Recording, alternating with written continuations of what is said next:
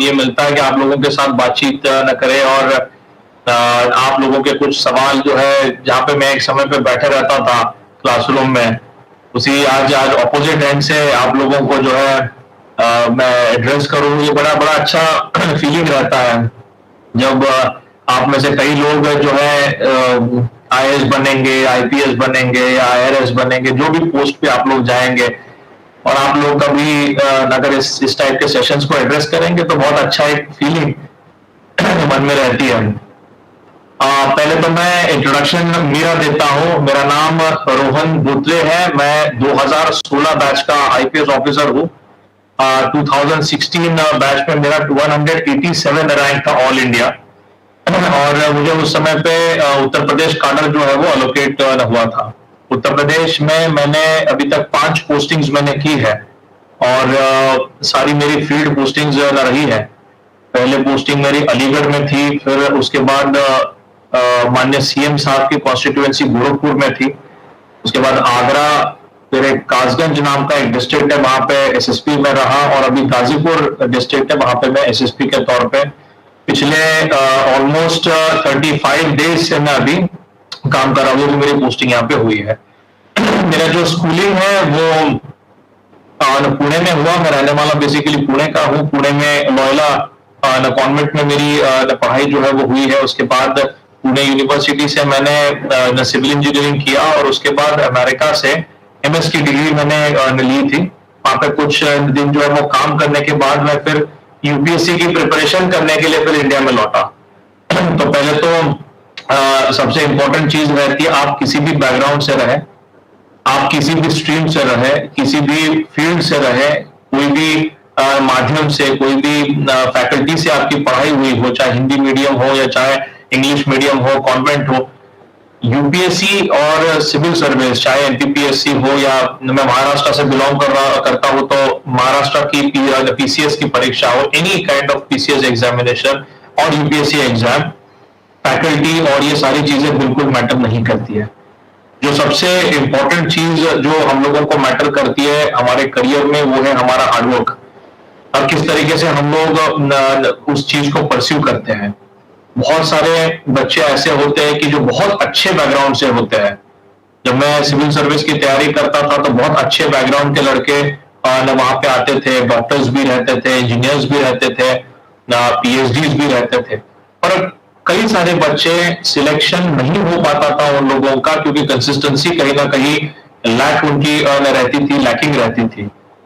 Selection अगर हम लोगों को पाना है सिविल सर्विस में तो सबसे इंपॉर्टेंट पार्ट जो है, इसकी शुरुआती में लेक्चर से इसीलिए कर रहा हूं, that is the most important thing is consistency.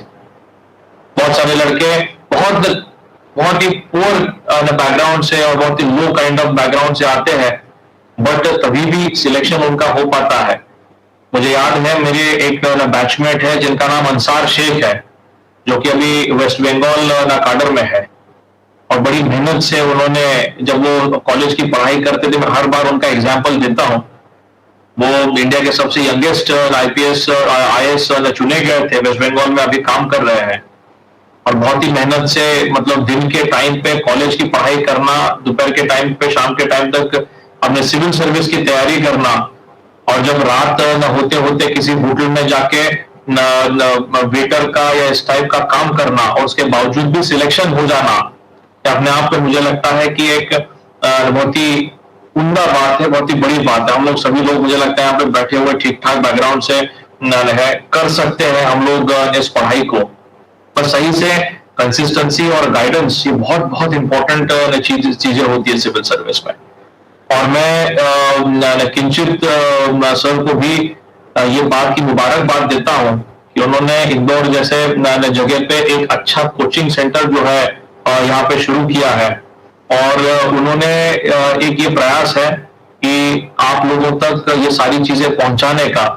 तो मैं उनको धन्यवाद देता हूँ कि ऐसे सेशन पे मुझे भी उन्होंने बुलाया, और मैं बहुत विश करता हूँ उनको कि उनका क्लास जो है ऐसे ही कई सारे हजारों स्टूडेंट्स को मोटिवेट करता रहे, उनको गाइडेंस भी जो है वो देता रहे। मैं कंटिन्यू करता हूं मेरी बात। मैं जब सिविल सर्विस की तैयारी के लिए अमेरिका से यहाँ पे लौटा और सिविल सर्विसेज की तैयारी करना शुरू कर दिया, तो पहले तो मैंने घर से तैयारी करना शुरू किया था। और घर से तैयारी न करते करते वक्त साल 1.5 साल मैंने न घर से प्रिपरेशन शुरू करी। फिर मेरा पहला अटेम्प्ट जो मैंने दिया तो मेरा सिलेक्शन उसमें नहीं हो पाया, प्रीलिम्स में ही मेरी प्रीलिम भी उसमें नहीं निकल पाई थी।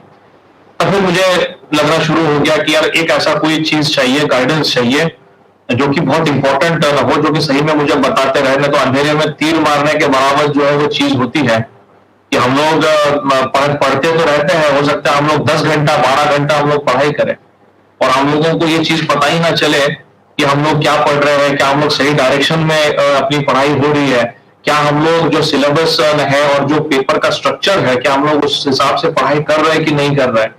ये चीज हम लोगों को जब तक गाइड करने वाला कोई एक ऐसा टीचर या कोई मेंटर हम लोगों को नहीं मिलता है, तब तक मुझे ऐसा लगता है कि हम लोगों का सिलेक्शन उसमें हो पाना बड़ा मुश्किल रहता है। तो आजकल तो खैर इंटरनेट की फैसिलिटीज इतनी अच्छी आई है, बहुत सारे वेबसाइट्स है, पर तभी भी एक प्रॉपर तरीके का व्यक्ति हम लोगों को चाहिए जो प्रॉपर तरीके का गाइडेंस हम लोगों को कर सके। इंटरनेट पे कई सारा मटेरियल अवेलेबल है, बहुत अच्छे अच्छे वेबसाइट्स है, इनसाइट्स ऑन इंडिया है और विजन की आपकी वेबसाइट्स है, कई सारे क्लासेस की वेबसाइट्स है।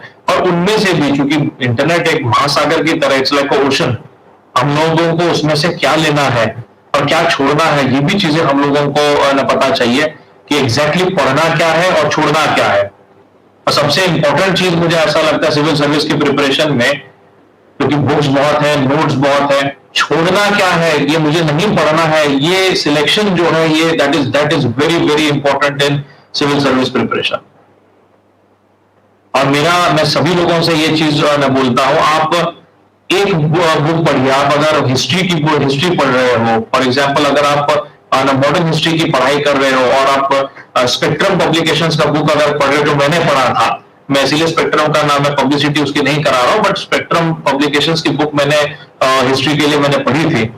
मुझे ऐसा लगता है कि सिविल सर्विस की तैयारी में एक बुक पढ़ना ज्यादा ठीक है। आप नंबर ऑफ टाइम्स उस बुक को ज्यादा पढ़िए, मतलब आप एक कोई भी बुक ना उठाइए हिस्ट्री के लिए उदाहरण के फॉर एग्जाम्पल, और उसी बुक को आप 10 बार पढ़िए रादर देन 10 सोर्सेस अलग अलग रखने के बजाय। आप ज्यादा सोर्सेस रखेंगे ज्यादा कंफ्यूजन होगा, आपको लगता होगा कि यार मैं बहुत ज्यादा पढ़ाई कर रहा हूं या कर रही हूं और मेरा सिलेक्शन जल्दी हो जाएगा, और वो चीज जो है वो ठीक नहीं होती है। इसीलिए you have to read a single source या मैक्सिमम 2 सोर्सेस, 1.5 या 2 सोर्स। अगर सेकेंड बुक आप यूज कर रहे हो तो उसमें से इंपॉर्टेंट मटेरियल निकालिए, अपना एक नोट्स जो है वो आप स्ट्रक्चर्ड वे में बनाइए और उसको हम लोगों को रिपीटेडली उस चीज को जो है वो पढ़ना है। रिपीटेडली पढ़ना उस चीज को जरूर होता है, तभी हम लोग एनालिसिस की कैपेसिटी जो है वो बढ़ा सकते हैं। अभी हमारे टाइम पे मुझे याद है जब मैं सिविल सर्विस का पेपर लिख रहा था, तो जनरल स्टडीज में एक 2015 का अगर आप मेंस की परीक्षा का पेपर निकालोगे तो उसमें एक क्वेश्चन था कि अंबेडकर और महात्मा गांधी के बीच में कंपैरिजन था कि किसकी आइडियोलॉजी फ्रीडम स्ट्रगल के लिए अच्छी थी, या इस टाइप का कोई क्वेश्चन था। अब आपको इसका आंसर, आप 10 भी बुक्स पढ़ लेंगे, आपको इसका आंसर किसी भी बुक में नहीं मिलना है। You not get this answer in any book. आप स्पेक्ट्रम पढ़िए, आप दुनिया की कोई टेक्स्ट बुक उठा के देखिए, आपको इसका आंसर, ऐसे सवालों का आंसर कभी मिल नहीं सकता। सिविल सर्विसेज इस तरीके की आपकी कैपेसिटी टेस्ट करती है कि आप एनालिसिस किस प्रकार का करते हो, आपकी एनालाइजिंग कैपेबिलिटी कितनी है। और ये तभी पॉसिबल है जब आप एक बुक या 1.5 बुक 2 बुक आप जो भी सोर्स पढ़ रहे हो वो ज्यादा से ज्यादा टाइम तक पढ़ो और उसमें से पॉइंट्स आपके दिमाग में रखो कि मुझे कौन सा पॉइंट उस आंसर में लिखना है। और सारा हमारे बुक में ही होता है, बस उसको खोज के उस समय पे उस 7 मिनट में हम लोगों को वो खोज के लिखना है उस पेपर में। अगर आप लोग सिविल सर्विसेज का पेपर निकाल के तो 20 सवाल आते हैं ना, सिविल सर्विस की परीक्षा में 20 से 25 सवाल रहते हैं 250 मार्क्स के लिए जनरल स्टडीज के एक पेपर में। अगर उसको टाइमिंग कैलकुलेट करें तो 7-8 मिनट का टाइमिंग रहता है हमारे पास एक सवाल को लिखने के लिए, और 7-8 मिनट में हम लोगों को उस आंसर को फ्रेम करना है और दूसरों से बेहतर तरीके से हम लोगों को उसको फ्रेम करना है। You have to be very good in framing questions and answers. मैं उसका बाद में जब लेक्चर में थोड़ा और कंटिन्यू करूंगा तो मैं उसका बताऊंगा कि आंसर हम लोगों को लिखना किस तरीके से चाहिए। अब हम लोग पहले बस इस तरीके से डिस्कशन करते हैं कि क्या हम लोगों को पढ़ना है क्या नहीं है। तो मैंने ये चीज तो बता दी कि किस तरीके से हम लोगों की पढ़ाई होनी चाहिए। जब आप लोग पढ़ने बैठते हैं तो टेक्स्ट बुक अगर आप यूज कर रहे हैं तो नोट्स जरूर निकाला करें हर चीज के। हो सकता है कि किसी किसी व्यक्ति की हर हर हम लोग जहां जितने भी लोग हैं हम लोगों के सबकी मेमोरी अलग अलग है। हम लोगों की कैपेसिटी अलग अलग है खींचने की उस टेक्स्ट बुक में से, उस टेक्स्ट में से। कोई कोई बच्चे जो है वो ज्यादा रिटेन कर पाते हैं, कोई बच्चा कम रिटेन कर पाता है। तो हमारी कैपेबिलिटी के अनुसार हम लोगों को अपनी पढ़ाई का स्टाइल डेवलप करना है। अगर एक्स व्यक्ति इस तरीके से पढ़ाई करता है तो वाई व्यक्ति को उस तरीके से पढ़ाई करना जरूरी नहीं है। हम लोग अपनी अपनी चीज जो है वो डेवलप कर ले, स्टाइल डेवलप करें। आंसर राइटिंग का स्टाइल हम लोग अलग अलग तरीके से डेवलप कर सकते हैं। जब आंसर किसी भी तरीके का उस समय लिखता था तो मैं पॉइंट वाइज आंसर लिखता था। Point number 1, point number 2, point number 3, इस तरीके का आंसर मैं लिखता था। तो जब मैं तैयारी कर रहा था तो किसी लड़के ने मेरा पेपर उठा के देखा, यार ये थोड़ी आंसर का लिखने का तरीका होता है, पॉइंट थोड़ी हम लोग कभी पैराग्राफ में लिखना चाहिए, थोड़ा मैच्योरिटी लगती है। और मेरा सिलेक्शन उसमें से ऑन हो गया और उसका सिलेक्शन अभी भी रुका हुआ है, उसका नहीं हो पाया। इसीलिए क्योंकि हम लोग जो है चीजों को जितना सिंप्लीफाई करके लिखे टेक्स्ट बुक हमारे आंसर शीट में, उतना ज्यादा एग्जामिनर को बहुत वक्त नहीं है आपका आंसर पढ़ने के लिए। उसको भी जैसे आप लोग 7 मिनट में एक आंसर लिखते हैं, उसको 7 मिनट में पूरा कॉपी आपकी चेक करनी है 7, 8, 10 मिनट में, और आपको नंबर देने हैं उसमें। आप जितना आसान काम अगर आपके एग्जामिनर का जितना आसान कर दोगे उसका लाइफ, उतनी आपको उसको वो मार्क्स ज्यादा देगा। और उसमें कंटेंट आपका अच्छा चाहिए। ये बात बहुत इंपॉर्टेंट है। हम लोग पढ़ते तो बहुत सारी चीजें हैं और उसमें से हम लोग जब राइटिंग करने बैठते तो राइटिंग हम लोग प्रॉपर तरीके से नहीं कर पाते। और उसका एक ही रीजन है क्योंकि फालतू की बातें, ज्यादा बातें हम लोग उस आंसर शीट में जो है वो लिखने की कोशिश करते हैं। सेकेंड, आंसर राइटिंग हम लोग जब करते हैं तो डायग्राम बहुत इंपॉर्टेंट है। आप कोई भी आंसर लिखिए, किसी भी तरीके का आंसर लिखिए, फ्लो चार्ट और डायग्राम जो है आपके हमेशा उस आंसर के एंडिंग में होने चाहिए। पहले आप पूरा इंट्रोडक्शन लिखिए, 2 लाइन का इंट्रोडक्शन होना चाहिए। अगर महात्मा गांधी और अंबेडकर के बीच में अगर आपको कंपैरिजन करने के लिए क्वेश्चन है तो आप पहले एक इंट्रोडक्शन लिखिए। इन दोनों का रोल, उदाहरण के लिए फॉर एग्जाम्पल, इन दोनों का रोल जो है वो फ्रीडम स्ट्रगल में इंपॉर्टेंट रहा है। महात्मा गांधी इंडिया में फलाना टाइम पर लौटे थे और अंबेडकर जी ने उनका काम जो है वो फलाना टाइम पे उन्होंने शुरू किया था इस टाइम फ्रेम में। और फिर हमारा आंसर हम लोग शुरू करेंगे point number 1, point number 2, point number 3, point number 4। जब आप पूरे पॉइंट्स कवर करोगे तो एंडिंग का आपका एक पैराग्राफ छोटा सा जो है वो आपका कंक्लूजन का चाहिए कि आपने उस आंसर में से क्या डिराइव किया, आप बताना क्या चाह रहे हो। और एक चीज हमेशा याद रखिए, ये शायद आपको चीज बहुत कम लोग बता पाएंगे, कभी भी आंसर की एंडिंग कंक्लूजन जो है वो नेगेटिव नहीं होना चाहिए। हमेशा पॉजिटिविटी के साथ आंसर को एंड करना चाहिए, चाहे क्वेश्चन कितना भी नेगेटिव हो। हमेशा पॉजिटिविटी दिखाई देनी चाहिए। एक सिविल सर्वेंट में समाज के प्रति, सोसाइटी के प्रति हमेशा you should have a positive frame of mind. और फिर उसके बाद आप एक डायग्राम ड्रॉ कर सकते हैं या फ्लो चार्ट 2 मिनट में पेंसिल से, पेन से, जैसे भी आपको ठीक लगे आप लोग ड्रॉ कर सकते हैं। वहां पे इतना टाइम नहीं रहता कि पेंसिल उठाओ, पेन उठाओ, स्केच पेन उठाओ। जो पेन से आप लिख रहे हो उसी से आप लोग गोला बना के या कोई ट्रायंगल बना के, सर्कल बना के, कुछ एरोज ये करके या फ्लो चार्ट डायग्राम ड्रॉ करके आप लोग कर सकते हैं उस चीज को। दूसरी इंपॉर्टेंट चीज, मैं नेगेटिविटी पे आ रहा था, तो नेगेटिविटी कभी आंसर में रहनी नहीं चाहिए। कभी गवर्नमेंट को क्रिटिसाइज करने का काम नहीं करना चाहिए। आप चाहे एसे का पेपर लिख रहे हो, चाहे आप आंसर राइटिंग कर रहे हो, कभी भी, जहां पे बहुत सारे लोग ऐसे बैठे होंगे जो मेंस देंगे आने वाले टाइम में, एक चीज बहुत इंपॉर्टेंट है कि कभी भी गवर्नमेंट के प्रति अगेंस्ट गवर्नमेंट कभी भी कोई आंसर नहीं होना चाहिए, हमेशा पॉजिटिव होना चाहिए। और ये चीज हम लोग अगर ध्यान देंगे तो एग्जामिनर को लगे, आपका पॉजिटिव माइंड फ्रेम जो है, सेट ऑफ माइंड में वो एग्जामिनर को समझ में आएगा कि हाँ यार ये बच्चा जो है जो पेपर लिख रहा है, एक कैंडिडेट जो है वो पॉजिटिविटी से भरा हुआ है, इसमें अच्छी गुण है, इसमें पॉजिटिविटी है। जब भी आप ऐसे लिखोगे, ऐसे में भी यही चीज जो है वो रिफ्लेक्ट होनी चाहिए। मैं जब किंचित सर से मैं बात कर रहा था तो वो मुझे बता रहे थे कि यहाँ पे बहुत सारे स्टूडेंट जो है वो एथिक्स के बारे में जानना चाहते हैं, वो एथिक्स के बारे में समझना चाहते हैं। एथिक्स थोड़ा सा दिखने में आसान पेपर लगता है पर नंबर उसमें कम आते हैं।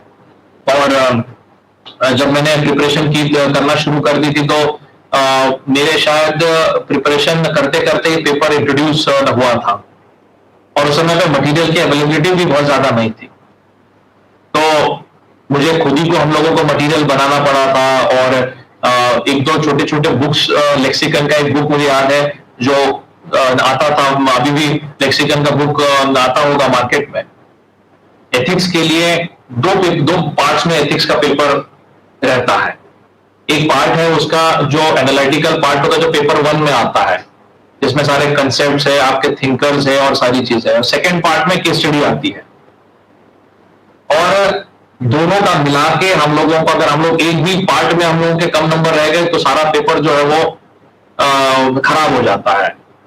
और एथिक्स ऐसा पेपर है जो आपका सिलेक्शन में एक तो बहुत ज्यादा ऊंचाई तक पहुंचा देगा या फिर आपको गिरा देगा, सिलेक्शन नहीं होगा। हम लोगों को लगेगा कि हम लोगों ने बहुत अच्छा पेपर लिखा है, पर अगर उस टाइप का नहीं होगा जिस टाइप में अभी मैं बताऊंगा तो मुझे लगता है कि फिर पेपर में उतने नंबर आना संभव नहीं होगा।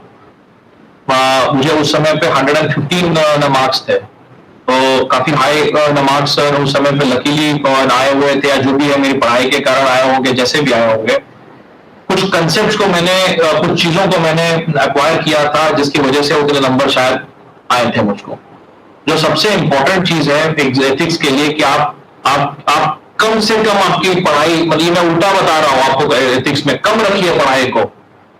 बहुत ज्यादा पढ़ने की एथिक्स में जरूरत नहीं है, क्योंकि आप पॉलिटिकल साइंस भी पढ़ रहे हो, आप हिस्ट्री भी पढ़ रहे हो, आप ज्योग्राफी भी पढ़ रहे हो, आप सोशियोलॉजी भी पढ़ रहे हो, आप ऑप्शनल भी सब्जेक्ट जो है वो पढ़ रहे हो। सबसे जो क्रिटिकल चीज है एथिक्स के पेपर में वो है आपके कंसेप्ट्स। एथिक्स में करीबन 100 कंसेप्ट्स के आसपास कंसेप्ट्स है। अगर आप लोग कोई भी टेक्स्ट बुक निकाल के देखोगे और अगर कंसेप्ट्स को छांटना शुरू कर दोगे आपके डायरी पे या पेपर पे, तो आपको लगेगा कि यार करीबन 80 to 100 कंसेप्ट्स मुझे बार बार पढ़ने में आ रहे हैं मेरे। अब कंसेप्ट से मैं what I am trying to tell you is, concept मतलब जैसे इंटीग्रिटी है, integrity is one concept. Second हो गया आपका एम्पैथी, सिंपैथी। इस तरीके के अगर आप वर्ड्स जो है वो आपके नोटबुक पे जॉट डाउन करना शुरू कर दोगे तो आपकी एथिक्स की पढ़ाई मुझे लगता है कि वो कंप्लीट हो जाएगी। अब हर वर्ड को हम लोग कैसे कैसे स्टडी करना है, उदाहरण के लिए if you are studying integrity, अब इंटीग्रिटी आप अगर गूगल पे जाओगे या कोई टेक्स्ट बुक में देखोगे, फर्स्ट इंपॉर्टेंट है इंटीग्रिटी की डेफिनेशन, कि क्या डेफिनेशन है इंटीग्रिटी की। इंटीग्रिटी की डेफिनेशन ये होती है कि जब मुझे कोई देख नहीं रहा है तब भी मैं ईमानदारी से मैं काम करूंगा। That is integrity. when nobody is seeing me, I will still work with कि सबसे हाईएस्ट लेवल की मेरी ईमानदारी उस समय पे भी होगी। तो हम लोग जब इस कंसेप्ट को अपने डायरी में नोट कराएंगे तो तुरंत जो है वो गूगल पे जाके या कहीं पे इंटरनेट पे आपको मिल जाएगा कि एग्जांपल्स ऑफ इंटीग्रिटी। आप 2-3 एग्जांपल्स तुरंत जो है वो आपके नोट्स में जॉट डाउन करिए।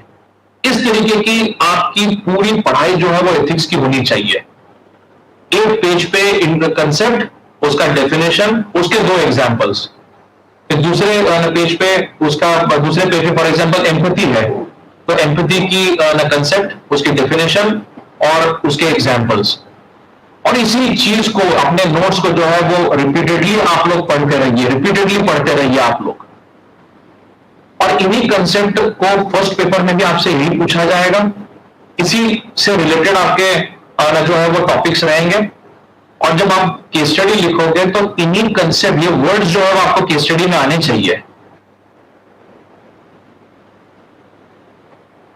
अगर आपको कोई सवाल आता है कि कोई ब्लाइंड व्यक्ति अगर रोड क्रॉस करने की कोशिश कर रहा है और उसको कोई मदद नहीं कर रहा है, एक स्टडी, छोटा उदाहरण दे रहा हूं मैं, तो आप उसमें क्या क्या करोगे और आपके उसमें ये क्या क्या रहेंगे। तो आपको ये सारे वर्ड पता चाहिए कि कहां पे मुझे क्या क्या वर्ड यूज करना है।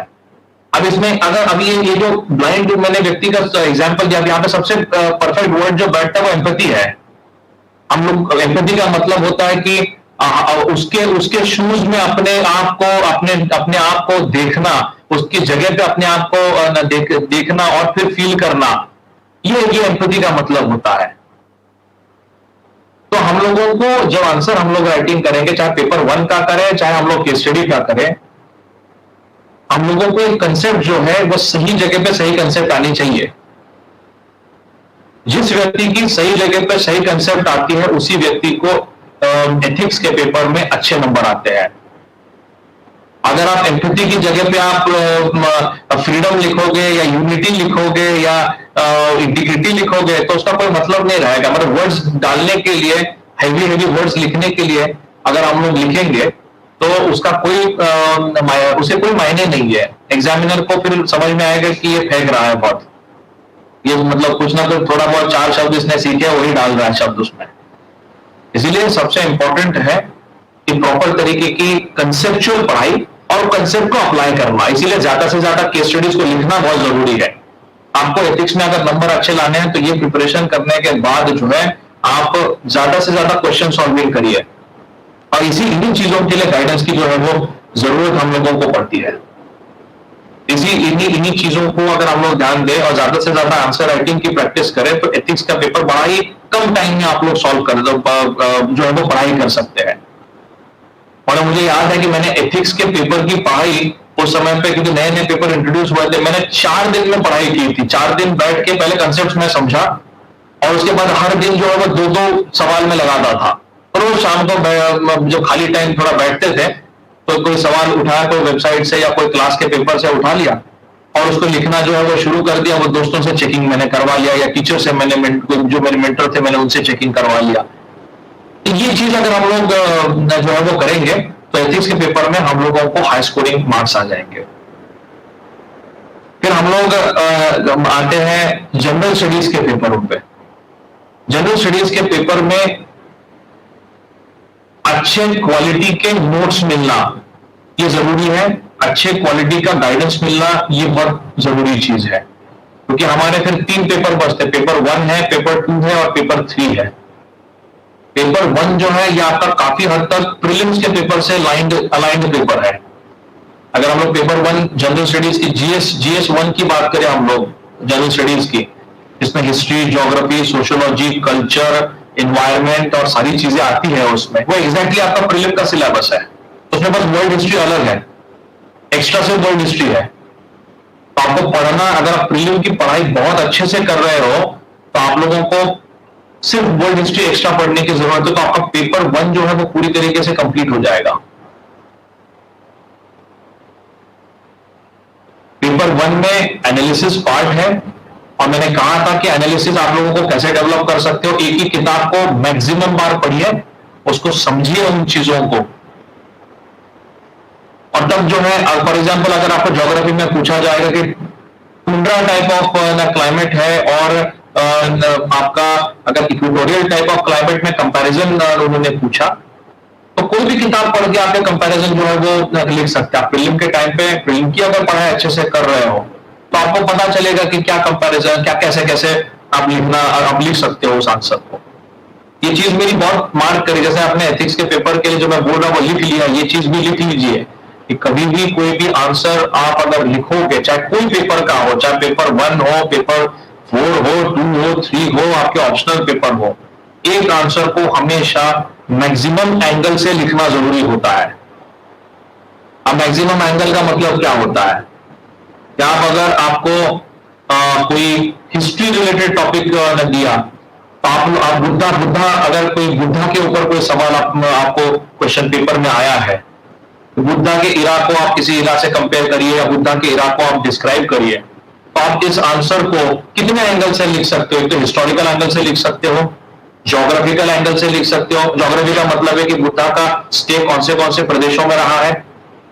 उदाहरण के लिए अगर आप यूपी की बात करें जहां पे मैं हूं, तो यहाँ पे कई सारे जगह पे उनके स्तूपा है, कई सारी जगह पे उन्होंने जो है वो अपना भ्रमण किया है। गाजीपुर में जहां पे मैं अभी एसएसपी हूँ, इस जगह पे भी बुद्धा के लॉर्ड बुद्धा के आने की बहुत सारे एडिक्ट्स हम लोगों को मिलते हैं। तो हिस्टोरिकल एंगल से, ज्योग्राफिकल एंगल से, कल्चरल एंगल से बुद्धा की जो फिलॉसफी वो कल्चरली कैसे सोसाइटी को इंपैक्ट कर रही है, पॉलिटिकल एंगल से कैसे पॉलिटिकल उसकी फिलॉसफी जो पॉलिटिक्स को आज की तारीख में पॉलिटिक्स को जो है वो हैम्पर कर रही है, या सॉरी उसको उसको इन्फ्लुएंस कर रही है। उस समय पे पॉलिटिक्स को कैसे लॉर्ड बुद्धा की फिलॉसफी ने इन्फ्लुएंस किया था। अगर आप देखो कि लॉर्ड बुद्धा के बाद अशोका, कनिष्क और कई सारे राजाओं ने बुद्धिज्म को चुना था। उस समय पे बुद्धिज्म जो है वो सबसे बड़ा धर्म माना जाता था हिंदुस्तान का। तो इस तरीके का अगर आपका आंसर होगा, इस तरीके के आपके व्यूज होंगे, ज्यादा से ज्यादा व्यूज अगर आप हर आंसर में लाओगे तो आपका आंसर दूसरों से डिफरेंट नजर आएगा, अलग नजर आएगा। और ये तभी पॉसिबल है जब आपको इस पे गाइडेंस प्रॉपर तरीके की मिलेगी। आपको जैसे मैंने अभी एंगल्स बताए, वैसे एंगल्स डेवलप करने की आदत तभी होगी जब आप ज्यादा से ज्यादा क्वेश्चंस को लिखोगे, ज्यादा से ज्यादा क्वेश्चन पेपर्स को आप चेक करवाओगे अच्छे आपके मेंटोर से, तभी जो है आप इस तरीके का आंसर जो है वो डेवलप कर पाओगे। अगर आप एक ही आंसर को, अगर कोई स्टूडेंट अगर 2-3 ही एंगल से लिख रहा है, और अगर आप एज अ कैंडिडेट उसी आंसर को अगर 7, 8, 10 एंगल से अलग अलग लिख रहे हो, तो एग्जामिनर आपको ज्यादा नंबर देगा। उसको 10 में से देगा, या 20 में नंबर का होगा तो 20 में से उसको देगा 5 पॉइंट, पर आपको वो 100% 8 या 9 पॉइंट जो है वो उसमें देगा 100%। हो सकता है 10 से 50% से भी ज्यादा पॉइंट्स आपको उसमें मिले। और उसमें अगर आप डायग्राम ड्रॉ कर रहे हो और अच्छा प्रेजेंटेशन है, हैंडराइटिंग अगर आपकी स्वच्छ है, अच्छी है, विजिबल है, लेजिबल है, तो फिर मुझे लगता है कि आपको कोई रोक नहीं सकता अच्छे नंबर पाने से। और ये हर चीज को जो है वो मैच करता है, हर चीज को। मतलब आप कोई भी पेपर उठा के न रखिए, इवन ऐसे के लिए भी हमेशा याद रखिए, ऐसे कभी भी इसी कंसेप्ट पे ऐसे लिखना है मुझे कि मैक्सिमम मुझे पॉइंट्स कवर करने हैं। अगर आपको साइंटिफिक डेवलपमेंट के बारे में कोई ऐसे आ रहा है पेपर में, आपको उसमें आप पास्ट साइंटिफिक डेवलपमेंट्स को लिख सकते हो। मतलब आर्यभट्टा के टाइम से लेके रिसेंट इनोवेशंस तक आप उसको लिख सकते हो कि नैनो पार्टिकल का, न्यूट्रॉन्स का इनोवेशन होना। आप उसको कल्चरल एंगल से लिख सकते हो कि कल्चर कैसे इम्पैक्ट हुआ है साइंस आने की वजह से। जैसे व्हाट्सएप आया है तो व्हाट्सएप ने कैसे इन्फ्लुएंस किया है कल्चर को हमारे, यूट्यूब ने कैसे इन्फ्लुएंस किया है। बच्चे गलत मार्ग की तरफ भी जाते हैं, पढ़ाई के लिए भी यूट्यूब को इस्तेमाल कर रहे हैं। साइंटिफिक डेवलपमेंट ने देशों को कैसे कैसे कंट्रीज को एक लाया है, एक किया है कंट्रीज को, कैसे नजदीक लाया है।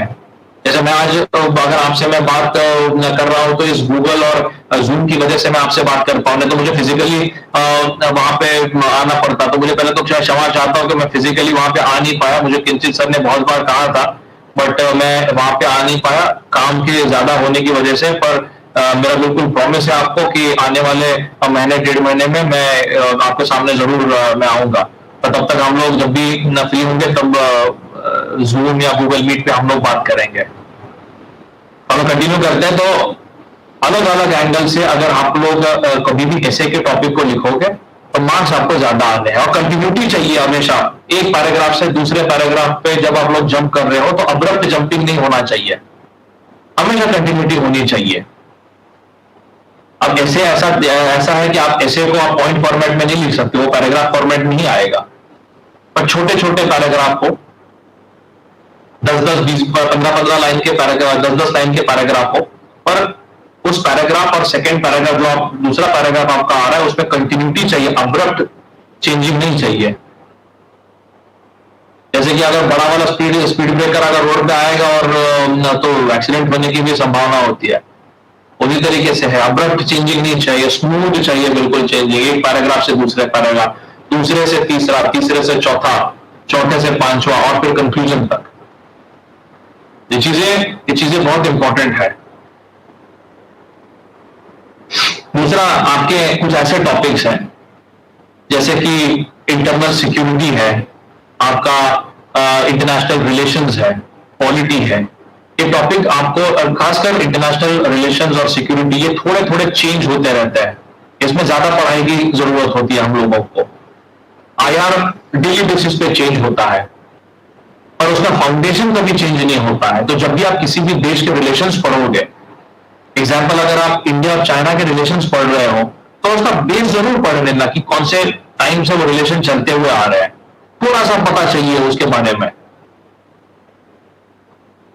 और अभी की क्या कंडीशन है, इंडो चाइना पॉलिसी क्या क्या है, इंडो पैसिफिक पॉलिसी पे उसका कैसे कैसे इंपैक्ट है, साउथ चाइना पॉलिसी पे उसका कैसे कैसे इंपैक्ट है इंडो चाइना रिलेशंस का, चाइनीज की one belt one road policy क्या है एग्जैक्टली उसका, इंडिया वर्ल्ड पॉलिटिक्स पे और इंडिया पॉलिटिक्स पे क्या उसका जो है वो ये पड़ रहा है, इंपैक्ट पड़ रहा है। अगर हम लोग रशिया की बात करें तो इंडो रशिया रिलेशंस कैसे है, कब से चलते हुए आ रहे हैं। अभी का यूक्रेन वॉर को लेकर अगर हम लोग देखें तो इंडिया का स्टांस हमेशा न्यूट्रल रहा है। चाइना और रशिया और अब्रॉड के अगर कंट्रीज हम लोग देखेंगे उसके जितने भी समिट्स वगैरह हुए हैं तो उसमें इंडिया का जो स्टांस रहा है हमेशा मिडिल पाथ की तरफ रहा है, ना इस तरफ रहा है ना बहुत उस तरफ रहा है, मिडिल पाथ की तरफ रहा है। तो ये सारी चीजें जो है इंटरनेशनल रिलेशन की एक दूसरे से लिंक्ड होती है। कभी भी इंटरनेशनल रिलेशन में वाटर टाइट कंपार्टमेंट नहीं होता है। आप अगर इंडो चाइना रिलेशन पढ़ रहे हो तो आपको इंडो रशिया रिलेशन या इंडो अमेरिका रिलेशन और चाइनीज चाइना पाकिस्तान रिलेशन और चाइना फिलीपींस रिलेशन भी आपको थोड़े बहुत हद तक पता चाहिए। कम से कम हर रिलेशन के बारे में आपको दो चार चार पॉइंट पता चाहिए, तभी आपका आंसर जो है वो आईआर का conclusive answer, whole and sole answer जो है वो आपका होगा इसमें। और सिमिलर हमारा इंटरनल सिक्योरिटी भी है। इंटरनल सिक्योरिटी भी हमारी बहुत बार चेंज काफी हद तक डेली बेसिस पे कोई ना कोई नई डेवलपमेंट होती रहती है, जैसे कि इंसर्जेंसी है, नक्सलिज्म है। इंडिया के पॉलिसीज रिसेंटली कोई ना कोई नई पॉलिसी इसमें आती रहती है। तो इन सारी चीजों के बारे में थोड़ा सा ज्यादा पढ़ने की हम लोगों को आवश्यकता है, उसके पॉइंट्स नोट डाउन करने की आवश्यकता है and you should remember those points. कोशिश करिए कि उसको आप याद करो अच्छे से, ताकि जब भी कोई आंसर आएगा आप उसको लिख पाओ उस आंसर को। अब जो मैं बताने जा रहा हूं ये भी एक इंपॉर्टेंट स्ट्रेटेजी है कोई भी चीज के आंसर राइटिंग को लेकर, कोई स्पेसिफिक आंसर नहीं पर आंसर राइटिंग को लेकर। नंबर एक कि आप लोगों को फैक्ट पता होने चाहिए। जब तक आपके फैक्ट पेपर में नहीं आते हैं तब तक आपको आपका आंसर वो एग्जामिनर ऐसे समझेगी कि फेंका हुआ आंसर वो फेंक रहा है ये लड़का या ये कैंडिडेट। और अगर पहले आंसर से अगर ये इमेज बन जाएगी तो नंबर अपने आप बाद में एंड 20वें सवाल तक आने तक कम होते रहेंगे। तो फैक्ट से मेरा मतलब है कि you should know fact in every single sector. अगर आप हेल्थ सेक्टर की बात करोगे तो यू शुड नो कि आईएमआर रेट कितना है, इन्फेंट मोर्टेलिटी रेट कितना है, भारत का फर्टिलिटी रेट कितना है, अमेरिका का फर्टिलिटी रेट कितना है, कैंसर का इंसिडेंस कितना प्रतिशत है, कितने लोगों को कैंसर का जो इंसिडेंस हो रहा है, रिकवरी कितने लोगों की है। हम लोगों का जो रूरल हेल्थ मिशन है और जितने भी मिशन हेल्थ सेक्टर में चल रहे हैं, चाहे वो फिर इंटीग्रेटेड चाइल्ड डेवलप, बहुत सारे नाम अभी चेंज हुए हैं इन स्कीम्स के। तो हम लोगों को थोड़ा बहुत फैक्चुअल डेटा जो है आंसर में डालने के लिए चाहिए। अगर आप ये लिखोगे कि इंडिया का फर्टिलिटी रेट कम हुआ है और अगर आप ये लिखोगे कि इंडिया का फर्टिलिटी रेट 2.5 से 1.9 हुआ है, तो इसका आप देखिए कि एग्जामिनर के मन में आपके प्रति क्या भावना होगी, क्या इंपैक्ट होगा उसके। हाँ यार ये बच्चा जो है वो पढ़ के आया है, ये बच्चे ने बहुत अच्छे से पढ़ा हुआ है, मतलब फेंक नहीं रहा है, इसको पता है, ही नोज द फैक्ट।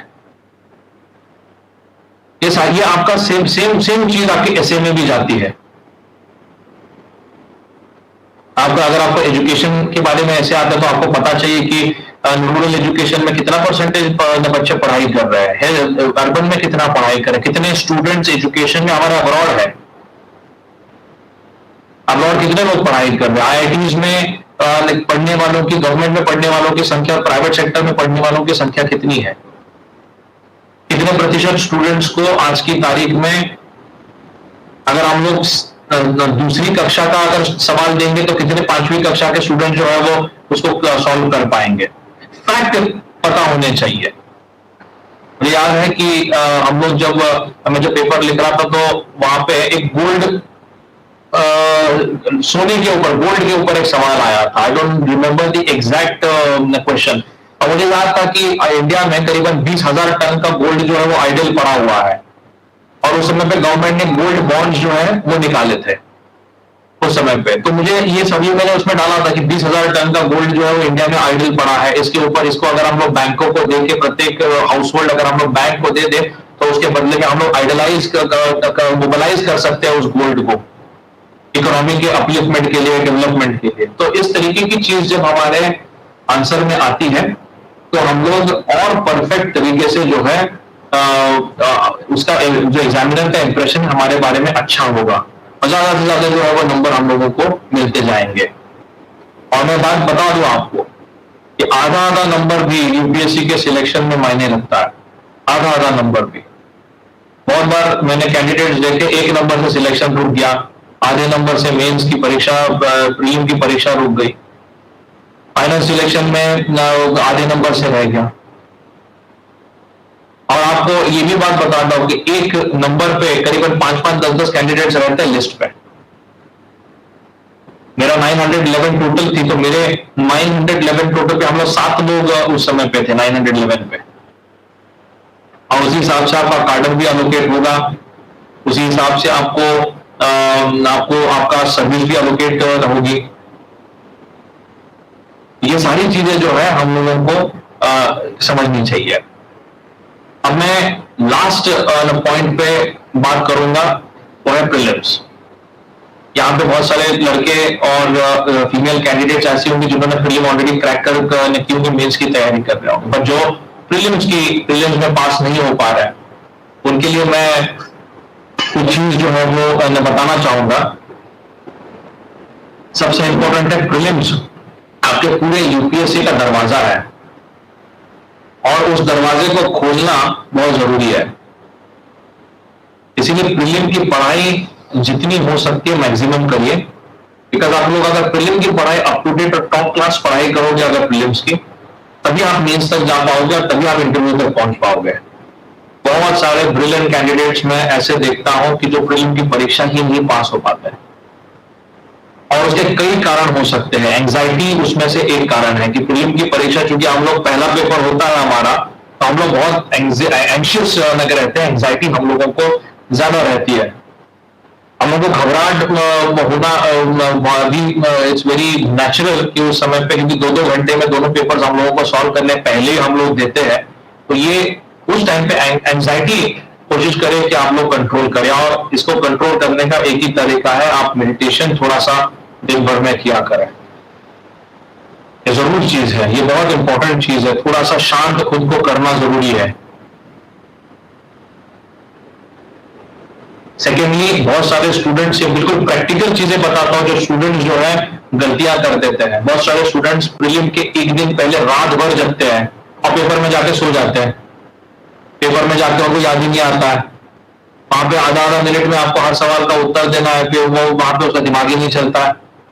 इसलिए पेपर के पहले एक दिन कम से कम पढ़ाई रोक दीजिए। आप एक दिन पहले कोई पढ़ाई मत करिए, कोई फर्क नहीं पड़ता, आप साल 10 साल पढ़ते रहते हो और एक दिन आप नहीं पढ़ोगे तो आपको कोई फर्क नहीं पड़ेगा। आप में इतना कॉन्फिडेंस खुद में होना चाहिए कि यार मैंने पढ़ लिया है, आप मुझे जरूरत नहीं है। मैंने कभी प्रीलिम के 2 दिन, 1 दिन पहले मैं कभी नहीं पढ़ता था, ना ही मेंस के पहले मैं पढ़ता था। लोग एग्जाम सेंटर तक जाने तक नोट्स अपने ये करते, क्या फर्क पड़ेगा उससे? आप साल भर नहीं पढ़े हो, अब पढ़ के क्या फायदा? एंड में 1 मिनट में क्या पढ़ोगा, क्या उखाड़ लोगे आप? ये चीज ध्यान देना बहुत जरूरी है। ये चीज को जो है वो समझना बहुत जरूरी है, और तभी आप लोग इतना कॉन्फिडेंट तभी हो सकते हो कि जब आपकी पढ़ाई बहुत अच्छी हो। है ना, एक कहावत है, sweat more during peace time, you bleed less during the war time. और बिल्कुल कहावत है, बिल्कुल सही है यूपीएससी के एग्जाम को लेके। यूपीएससी एक वॉर जोन की तरह ना होता है, शांत दिमाग रख के स्ट्रेटेजी प्लान ना करनी पड़ती है और कम टाइम होता है हमारे पास। लोग एग्जाम के पेपर में 20 सवालों में से 15 सवाल लिख के आ जाते हैं और बोलते हैं कि हम लोगों ने बहुत अच्छा पेपर लिखा, और जब रिजल्ट आता है तो उसको कम नंबर होता है। इसीलिए कभी भी एक दूसरी टिप बता रहा हूं मैं, कभी भी पेपर में एक भी सवाल छोड़ना नहीं, हर सवाल को लिखना है हम लोगों को। 100% पेपर अटेम्प्ट करने हैं।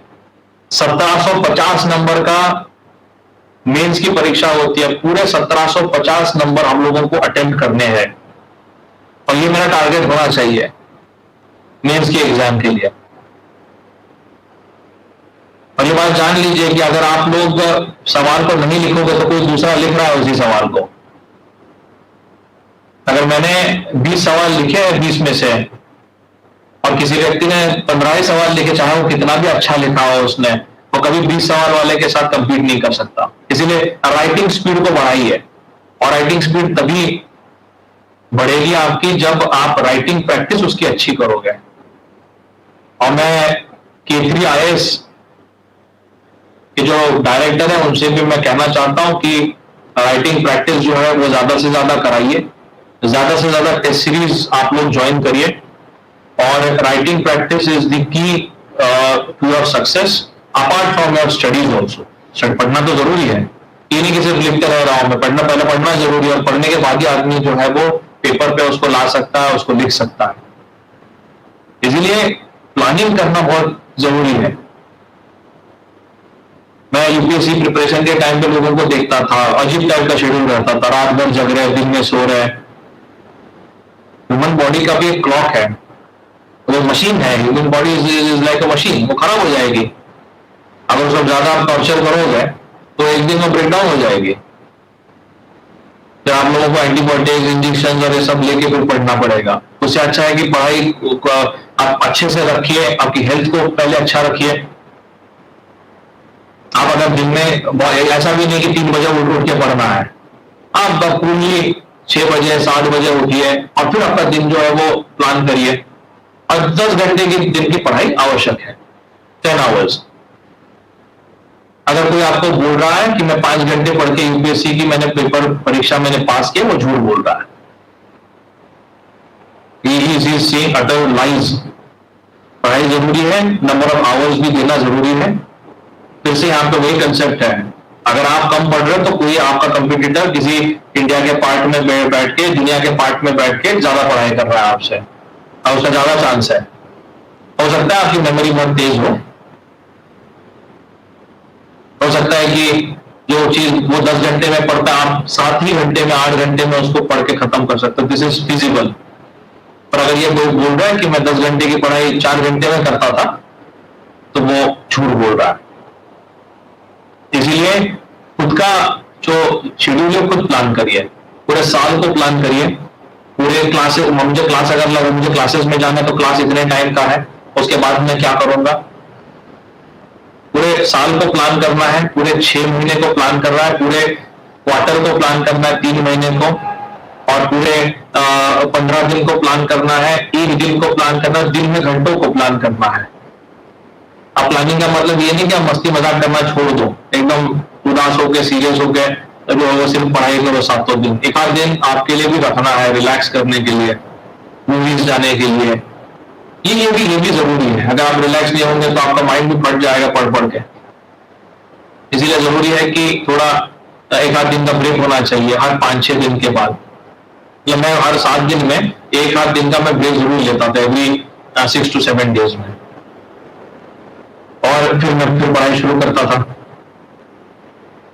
तो ये आप कोई किसी दिन देख लीजिए, कहीं संडे को लीजिए या कहीं एनी डे, आपका जो भी आपको ठीक लगता है। और ये भी चीजें बहुत जरूरी है सिविल सर्विस में, क्योंकि लंबी तैयारी है ये, और लंबी तैयारी के लिए हमेशा फिटनेस, शरीर का भी फिटनेस होना बहुत जरूरी है।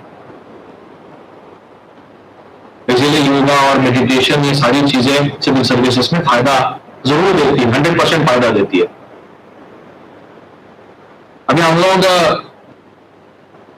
जब सिलेक्शन हमारा हम लोग इंटरव्यू के टाइम पे इंटरव्यू की बातें करें, जब आप लोग पूरा प्रीलिम्स एग्जाम मेंस एग्जाम जब दोगे तो इंटरव्यू के लिए एक अलग मैं सेशन में रखूंगा। उसके लिए अभी परेशान होने की जरूरत नहीं है। इंटरव्यू का एक अलग स्टाइल होता है इंटरव्यू के प्रिपरेशन का। पर एक बात मैं बताना चाहूंगा कि सिविल सर्विसेज अपने आप में बहुत बड़ी अपॉर्चुनिटी है। आप एक ऐसे पोस्ट पे आप पहुंचते हो कि आप सीधा लोगों के कांटेक्ट में आते हो। आपके अंडर 40-45 लाख की पॉपुलेशन होती है। अगर बड़े डिस्ट्रिक्ट में काम कर रहे हो 40-45 लाख की पॉपुलेशन होती है आपके, अगर आप आईएएस और आईपीएस होते हो तो। पर इसके अलावा भी बहुत सारे पोस्ट अच्छे अच्छे हैं, जैसे कि इंडियन रेवेन्यू सर्विस है, इनकम टैक्स है, कस्टम्स है, डिफेंस स्टेट्स के सर्विसेज है, रेलवेज है, और कई सारे ऐसे अच्छी अच्छी पोस्टिंग्स, अच्छे अच्छे पद है इसमें, जो आपको एक अच्छा मुकाम भी देती है, आपकी एबिलिटी दिखाने का मुकाम देती है। मैं और एक चीज जरूर इसमें मेंशन करना चाहूंगा कि असली जो टेस्ट है आपका आपके सिलेक्शन के पहले नहीं है, सिलेक्शन के बाद है। जब आप लोगों के लिए काम करते हो, किस प्रकार से आप काम करते हो उनके लिए, उसी पे आपका सारा चीजें जो है वो डिपेंड करती है। इसीलिए हर काम को इंटीग्रिटी के साथ ना करना, मेहनत करके करना। जैसे आप सिविल सर्विस की तैयारी करते हो तब सिलेक्शन होने के बाद भी इस तरीके का हमारा एटीट्यूड रहना चाहिए। हमें समाज के प्रति, सोसाइटी के प्रति, जहां से हम लोग आ रहे हैं, लोग बहुत, मैं देखता हूं कि बाहर बैठ के गालियां देना लोगों को बहुत अच्छा लगता है कि सिस्टम ऐसा है, सिस्टम ऐसा है। पर सिस्टम में जब खुद आते हैं तो खुद ही उस तरीके के जो है वो हो जाते हैं। और एक कहावत बड़ी फेमस है, power corrupts and absolute power corrupts absolutely.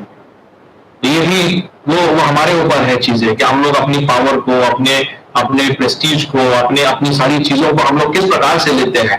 क्या हम लोग खुद के लिए यूज कर रहे हैं कि समाज के लिए, सोसाइटी के लिए यूज कर रहे हैं। बहुत सारे केसेस मैंने रिसेंटली पिछले कुछ सालों में मैंने सॉल्व किए हैं, और मैक्सिमम जो केसेस रहते हैं वहां पे यंगस्टर्स इन्वॉल्व होते हैं। बहुत सारे बड़े डेकॉइटी के केसेस है, मर्डर के केसेस है, तो सभी आप देखोगे तो यंगस्टर्स 18, 20, 25 साल के जो है यंगस्टर्स जो है उसमें शामिल होते हैं।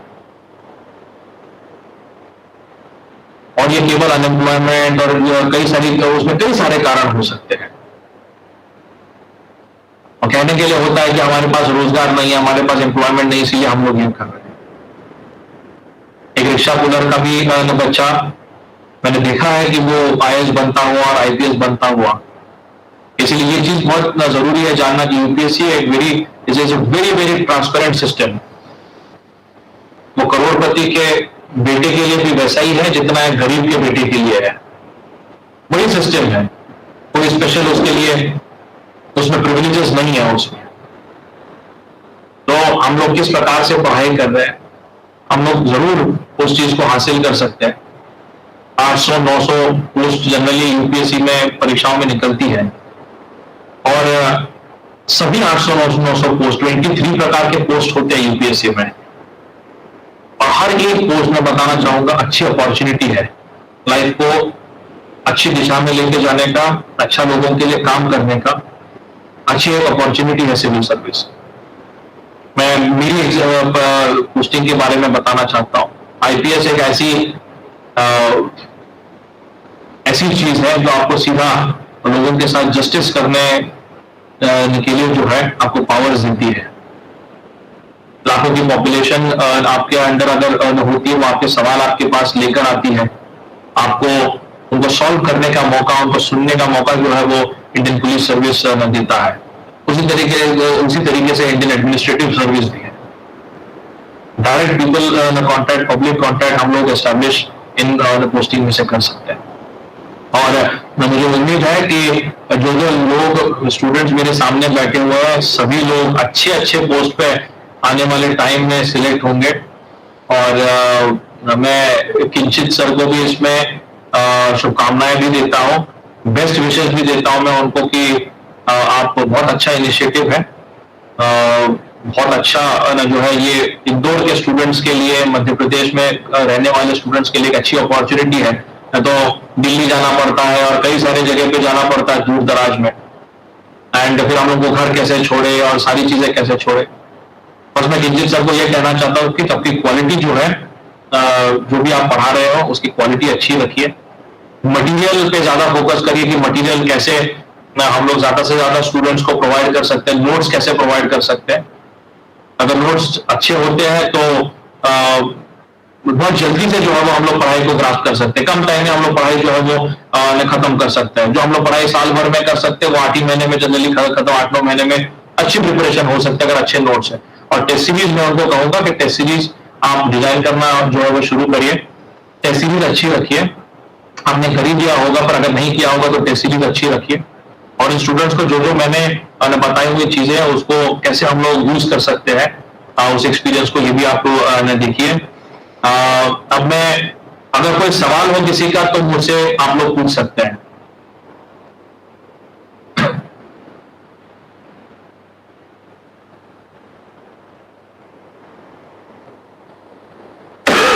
आपकी आवाज नहीं आ रही है।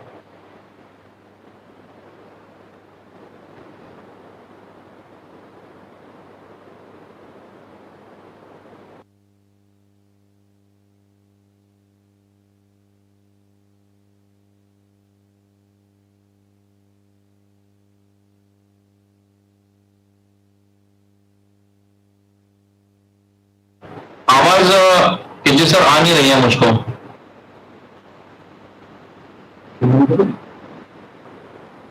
या तो फिर मैं फोन कनेक्ट करता हूं, वेट करिए।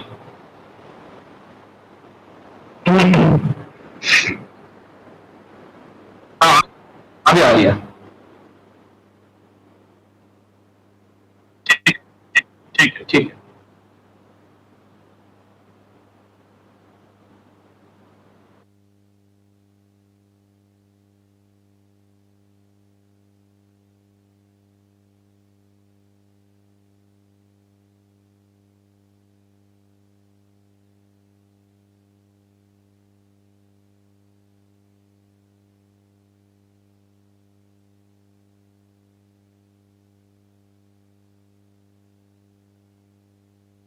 बहुत क्लियर नहीं आ रही है, इसके पहले सही आ रही थी।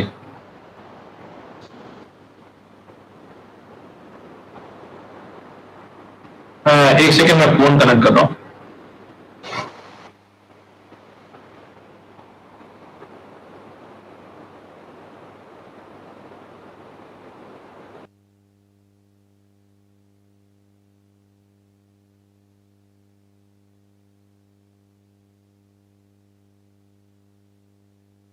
हाँ, अभी आ अभी अभी आ अभी आ रही है।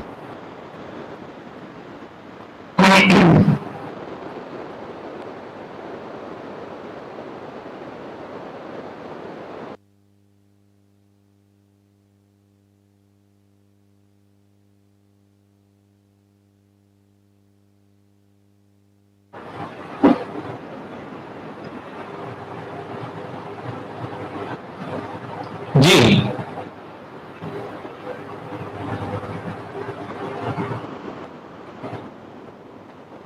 जी।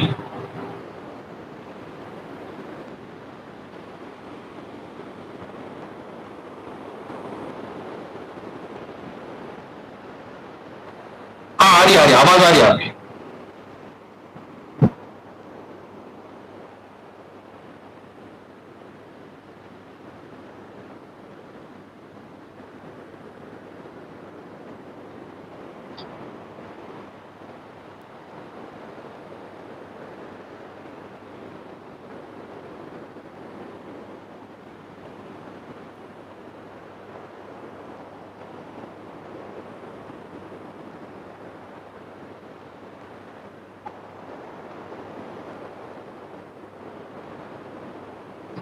देखो, आपका पहला सवाल है कि किस तरीके से हम लोग गवर्नमेंट को मतलब क्रिटिसाइज अगर बिना किए कैसे एक्शन ले सकते हैं। मैं बात बताना चाह रहा हूँ, गवर्नमेंट के जितने भी पॉलिसीज होती है, आ, सारी पॉलिसीज सोसाइटी को इम्प्रूवमेंट के लिए ही होती है। जितनी भी पॉलिसी होती है हमारी, जितनी भी गवर्नमेंट की पॉलिसीज होती है,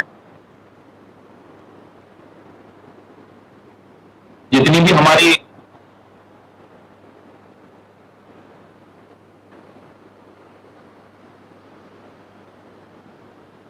आवाज आ रही है?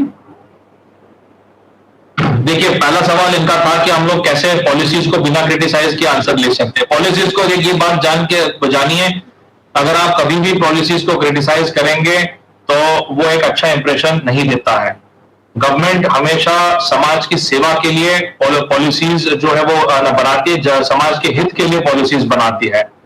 आप हल्का सा उसको आंसर राइटिंग में बता सकते हो कि इस पॉलिसी का जो ग्रोथ रेट होना चाहिए था, या इस पॉलिसी में अगर हेल्थ की कोई पॉलिसी है उसमें ये होना चाहिए था, पर इसकी जगह पे हल्का सा अगर ये होता, उसमें ये इंप्रूवमेंट्स और होते, तो इंप्रूवमेंट आप बताइए, आप क्रिटिसाइज मत करिए। अगर आपको लगता है कि क्रिटिसिज्म बहुत ज्यादा इंपॉर्टेंट है तो क्रिटिसाइज ना करके आप अपने सुझाव बताइए। You can tell your improvements in it.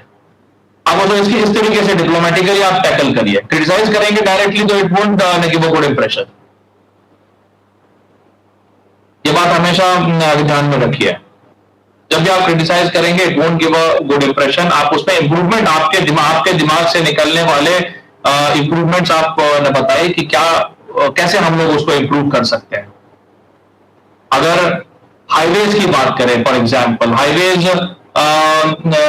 अगर आपको लगता है कि भाई कई पॉट होल्स है उस पर, तो आप ये करेंगे एनएचएआई को या पीडब्ल्यूडी को या सीपीडब्ल्यूडी को या डिस्ट्रिक्ट मजिस्ट्रेट को इसमें ज्यादा ध्यान देना चाहिए कि पॉट होल्स कैसे कम हो सकते हैं। मतलब never criticise government policies directly. Indirectly you can give your suggestions, तो वो समझ आएगा कि हाँ यार इसका व्यू ये है इस लड़के का या इस कैंडिडेट का। दूसरा, आपने सवाल पूछा था कि शायद क्वेश्चंस को लेके कोई सवाल पूछा था, प्रीलिम्स और मेंस की क्वेश्चन को लेके। देखिए, जब भी आपको ऐसा लगता है कि कोई सवाल, देखो 2-3 कैटेगरी के सवाल होते हैं प्रीलिम और मेन एग्जामिनेशन में। एक होता है कि आपको उसका आंसर 100% पता है, आपको पता है कि वो आंसर, यार मुझे कॉन्फिडेंस है कि मुझे आंसर पता है। दूसरा, आपको ऐसे क्वेश्चंस मिलेंगे कि जो आप थोड़ा सा कंफ्यूज होंगे कि यार ये भी हो सकता है, ये भी हो सकता है, खासकर प्रीलिम्स में। और तीसरी कैटेगरी होती है कि आपको बिल्कुल ही पता नहीं है, पर आप उसमें अंदाजा लगा सकते हो क्योंकि आप पढ़े इतना लेते हो कि शायद ही ऐसा कोई सवाल होता है कि जो आपको बिल्कुल ही नहीं पता होगा।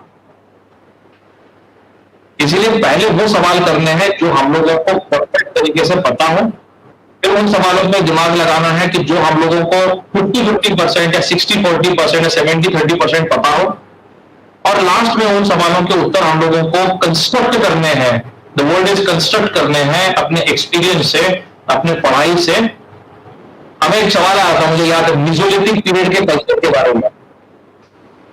अब मिजोलिथिक कल्चर के बारे में मुझे पता था कि मिजोलिथिक टाइम वो हो सकता है, कल्चर का मुझे उस सवाल का मुझे आंसर नहीं पता था। मेंस में आया था सवाल, हिस्ट्री का GS1 में आया था। अब मुझे उसका आंसर पता नहीं था, पर जितना भी मैंने कल्चर पढ़ा है, जितना भी मैंने हिस्ट्री पढ़ी थी, एंशिएंट हिस्ट्री की टेक्निक मैंने पढ़ ली थी, तो मैंने अपना आंसर जो है वो खुद उसमें क्रिएट किया। उस टाइम के भाई कौन कौन मिजोलिथिक पीरियड में कौन कौन क्या क्या था एग्जैक्टली, कौन उस समय पे लोग थे, फिर अंदाजा लगा के क्या उनका ये था, तो उस तरीके से मैंने वो आंसर को जो है वो कंस्ट्रक्ट किया था। और मैं इतना बताना चाहूंगा, अगर आप अपनी पढ़ाई ईमानदारी से करते हो, ऐसा कोई सवाल नहीं होगा जिसका आंसर आप एक तो लिख नहीं पाओगे, बना नहीं पाओगे।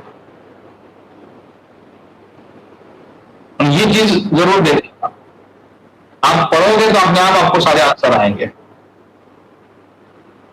और प्रीलिम में चूंकि हम लोग 100% पेपर अटेम्प्ट नहीं कर सकते क्योंकि उसमें नेगेटिव मार्किंग होती है, पर ऑप्टिमम लेवल का पेपर अटेम्प्ट जरूर होना चाहिए। और किसी के लिए ऑप्टिमम लेवल यार 100 में से 100 भी सवाल हो सकता है, किसी के लिए 90 हो सकता है, किसी के लिए 80 हो सकता है, और बहुत कम हमारा अटेम्प्ट नहीं रहना चाहिए। स्ट्राइक रेट हमारा ठीक होना चाहिए। इसलिए प्रीलिम की पढ़ाई इतनी अच्छे से करिए, कम से कम प्रीलिम के पेपर को जाने के पहले आप कम से कम 30 to 40 क्वेश्चन पेपर्स प्रैक्टिस होनी चाहिए आपकी लगाने की, और तभी आप लोग जो है प्रीलिम का पेपर अच्छे से सॉल्व कर पाओगे। और जो आपको प्रीलिम में बिल्कुल ही नहीं पता, वो आंसर ही नहीं पता आपको, तो आप अपने अंदाज से फिर छोड़ सकते हो, पर अटेम्प्ट आपका ऑप्टिमम होना चाहिए। मैं फिर एक बार कह रहा हूं, हर एक व्यक्ति के लिए ऑप्टिमम अटेम्प्ट की कंसेप्ट जो है वो अलग हो सकती है। मेरे लिए जनरली मैं जब सॉल्व करता था पेपर में 85 क्वेश्चन सॉल्व करता था, 80 to 85 क्वेश्चन। स्ट्राइक रेट उसमें जो है वो सवाल का ठीक रहता था। और ये आपकी पढ़ाई के ऊपर ज्यादा डिपेंड करता है कि कैसे उसको आप लोग को करना है। लास्ट क्वेश्चन इनका था कि पॉलिटिकल प्रेशर को कैसे हैंडल कर सकते हैं। ये स्टेट में स्टेट टू स्टेट डिपेंड करता है। सिर्फ पॉलिटिकल प्रेशर नहीं होते हैं, अलग अलग स्टेक होल्डर्स होते हैं। जब आप पब्लिक के कॉन्टेक्ट में डायरेक्टली रहते हैं तो पब्लिक का भी पुल एंड प्रेशर रहता है, दो ग्रुप्स के बीच में मीडिया का भी रहता है, पॉलिटिशियंस का भी रहता है, और कई सारे लोगों का पुल एंड प्रेशर रहता है। अगर आप लोग आपका काम सही से कर रहे होंगे तो कभी आपको प्रेशर फील नहीं होगा। अगर आप काम अच्छा आपका करोगे, समाज का सही काम करोगे, सोसाइटी का सही काम करोगे, तो पॉलिटिकल प्रेशर और ये प्रेशर। और मैं ये भी बात बताना चाहूंगा, कोई पॉलिटिशियन आपको कभी ग्रॉस तरीके से, इलीगल तरीके से काम, मुझे नहीं लगता आज तक तो हम लोगों को किसी ने बताया नहीं ऐसे काम। और जो लीगल है, जो प्रॉपर तरीके से लॉ में फिट होने वाला है, आपके आईपीसी, सीआरपीसी और नेचुरल जस्टिस के लॉ में फिट होने वाला है, उसका काम करिए। बाकी का आपको ध्यान देने की उसमें जरूरत नहीं है।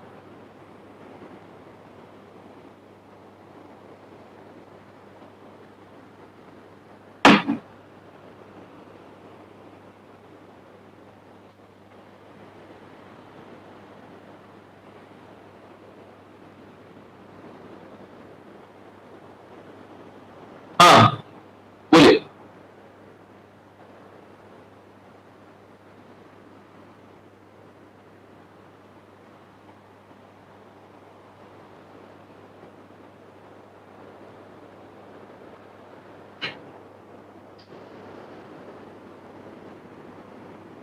बिल्कुल बिल्कुल, आप लूप होल जरूर निकाल सकते हो। आप जैसे लूप होल निकाल सकते हो कि अगर ₹1 पहले, बहुत पहले ऐसा होता था कि अगर ₹1 का फंडिंग किसी स्कीम को रहता था, उसको नीचे जाते जाते जो लास्ट सिटीजन है उसको जाते जाते उसको 10 पैसे मिलते थे या 5 पैसे मिलते थे उसको। तो आप उसमें से ये या फिर आपका जो पीडीएस है, पब्लिक डिस्ट्रीब्यूशन सिस्टम है, पब्लिक डिस्ट्रीब्यूशन सिस्टम में कई सारे लूप होल्स थे उसमें। आप लूप होल्स को बिल्कुल एक्सपोज कर सकते हैं और आप उसमें सुझाव भी कर सकते हैं। आप जैसे छत्तीसगढ़ में हर हर पीडीएस की गाड़ी में जीपीएस लगाया है, आंध्र प्रदेश की भी गवर्नमेंट ने लगाया है। उस पीडीएस की गाड़ी जब भी गोदाम से निकालती है, लास्ट स्टेज तक जाने के लिए उसको टोटल तरीके से उसको मॉनिटर किया जाता है कि कहीं उसका पिलफरेज ना हो, कभी उसका मतलब कहीं ऐसा ना हो कि वो ग्रेन्स जो है वो अच्छे क्वालिटी के निकाले जाए और बुरे क्वालिटी के उसमें भर दिए जाए। तो बहुत सारे गवर्नमेंट ने अच्छा अच्छा काम भी किया है, तो वो भी आप बता सकते हो सोल्यूशन के तौर पर।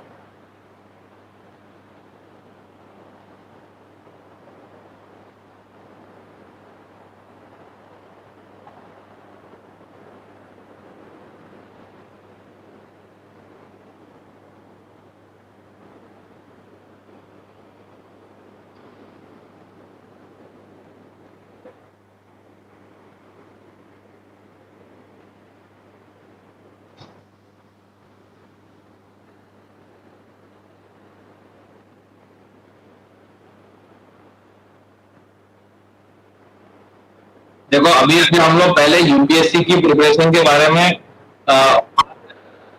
पॉलिटिक्स हम लोग फिर पर्सनली बैठेंगे,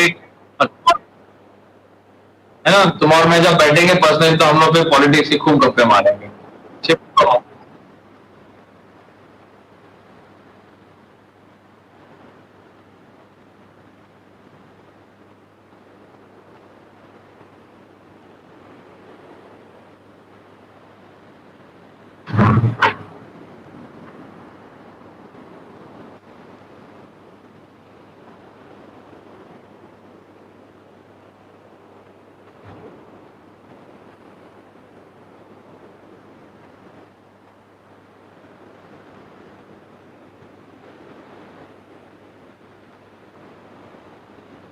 किंचित आप रिपीट करिए प्लीज सवाल को।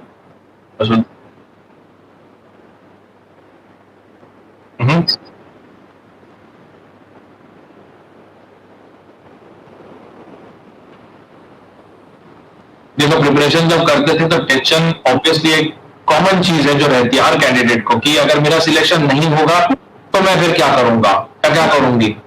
ये कॉमन जो है वो चीज होती है, पर पॉजिटिविटी जितनी रखोगे प्रिपरेशन के टाइम पे वो ज्यादा बेहतर है।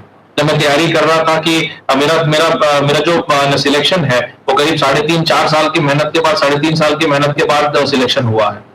तो वो एक लंबा प्रोसेस है। मैं अमेरिका में जॉब कर रहा था, मैंने जॉब छोड़ दी, जॉब छोड़ के फिर यहाँ पे आ गया, तो उसका भी एक अलग प्रेशर रहता था।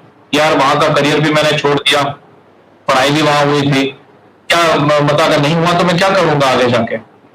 पर अगर यही बात अगर हम लोग सोचते रहेंगे बार बार तो हम लोग पढ़ाई नहीं कर पाएंगे। इसीलिए हमेशा पॉजिटिविटी रखना बहुत जरूरी है। आपका मन या आपका माइंड कभी एक जैसा वर्क नहीं करेगा 7 दिन वीक के या महीने भर में 30 दिन। हो सकता है कि कभी लो आए, कभी आप आए, वो बोर हो रहा है, आपको जब भी लगे कि यार नहीं मुझे मुझे मुझे अब नहीं मन कर रहा है पढ़ाई करने का, आप अब रख दीजिए पढ़ाई को। एक आधा घंटा कोई अच्छा सा वीडियो देख लीजिए, आप किसी दोस्त के साथ बात करिए, या फिर आपके मॉम डैड के साथ बात करिए, और अब आप थोड़ा सा कहीं घूमने चले जाइए। तो माइंड फ्रेश करने के 10 तरीके होते हैं कैसे हम लोगों को फ्रेश करना है उसको, और उसके बाद जो है हम लोग की पढ़ाई में लग जाए। मन को ये मोटिवेशन दे, अगर यार मैं अगर बन जाऊंगा तब मैं कैसा रहूंगा, तब मुझे कैसा लगेगा, लोग मेरा कितना रिस्पेक्ट करेंगे। जब जब सिलेक्शन जब नहीं होता है तो कोई पूछता नहीं है, जब हो जाता है तो सब पूछना शुरू कर देता है। अब बिल्कुल फैक्ट ही है। जब प्रिपरेशन आप लोग करोगे तो बोलेंगे कि यार क्या कर रहा है, तो ये होता थोड़ी है, ये लाखों लोग बैठते परीक्षा में, ये मुश्किल है बहुत। और देखो तो यार 10वीं में भी कम नंबर थे, 12वीं में भी कम थे, तो तू यूपीएससी कैसे तू सपना देख रहा है, तो ऐसे भी लोग बोलेंगे। तो हम लोगों को उसको ओवरकम करके सिलेक्शन भी लेना है। तो इसीलिए पॉजिटिविटी माइंडसेट की बहुत जरूरी है। हमेशा पॉजिटिव लोगों से बात करो, नेगेटिव लोगों को ब्लॉक कर दो फेसबुक पे और इंस्टाग्राम पे। पॉजिटिव लोगों को हमेशा साथ रखो, जो आपकी ऊर्जा बढ़ाए, जो आपको एनर्जी दे, ठीक है। और हम्म,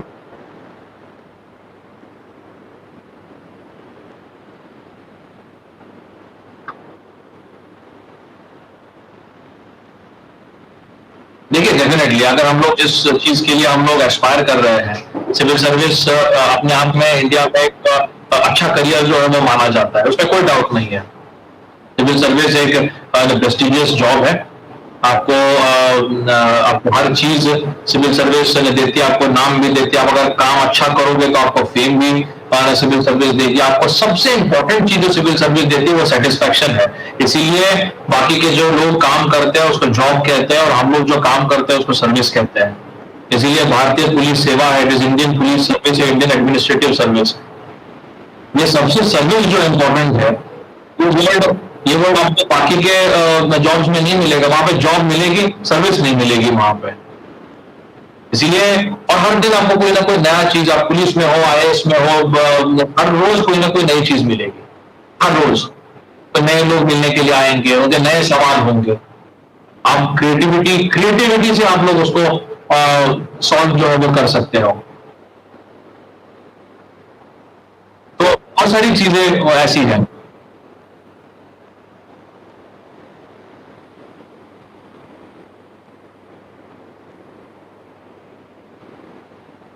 तो मुझे आप बात के मुझे आपके सर बता देंगे। आपको जो भी डेसिबल में बात करने आप करिए, आपके सर मुझे बता दें।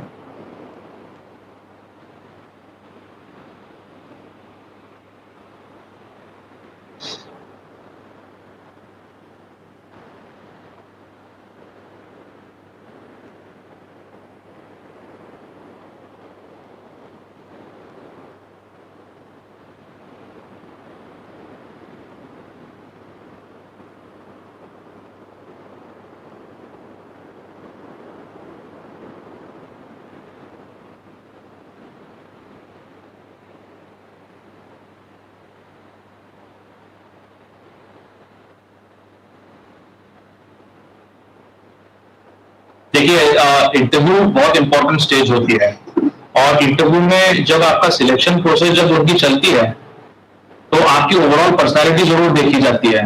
ये व्यक्ति जो है वो किस ट्रेड के लिए सही है।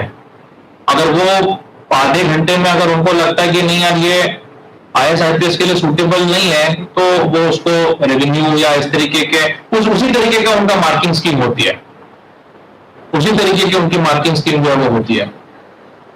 और उनको लगता है कि ये लड़का बिल्कुल ही झूठ बोल रहा है, कैंडिडेट बिल्कुल ही झूठ बोल रही है, तो उसको बाहर भी कर देता है।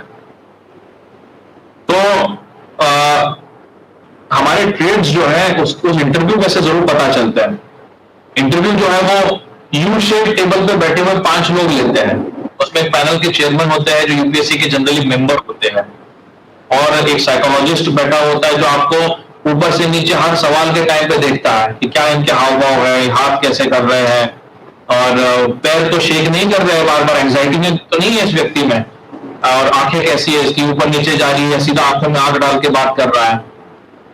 एक एक कोई ना कोई आर्मी से रिलेटेड कोई ऑफिसर जरूर होते हैं, लेफ्टिनेंट जनरल या मेजर जनरल रैंक के।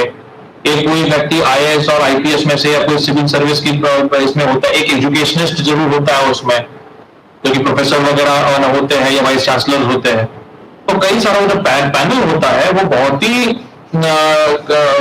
ऑल कंक्लूसिव और क्या all comprising kind of panel वो होता है।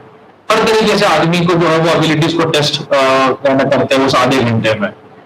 तो बहुत सारी चीजें आदमी की पर्सनैलिटी के उस समय पे उन लोगों को पता चलती है, और उसी के हिसाब से आपको मार्क्स भी दिए जाते हैं।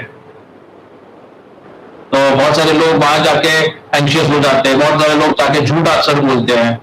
तो जब भी आप इंटरव्यू में जाओगे ये सब चीज जरूर ध्यान रखना कि कितने भी सवाल को पूछिए, आपको अगर नहीं आ रहा तो आप बता दीजिए कि sorry I don't know the answer to this question, मुझे नहीं पता है।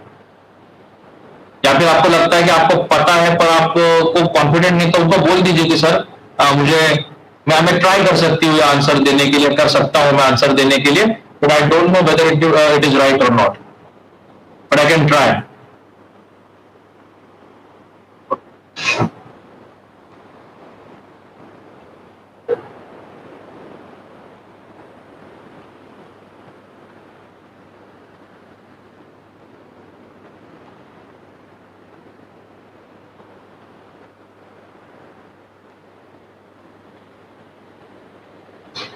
हाँ,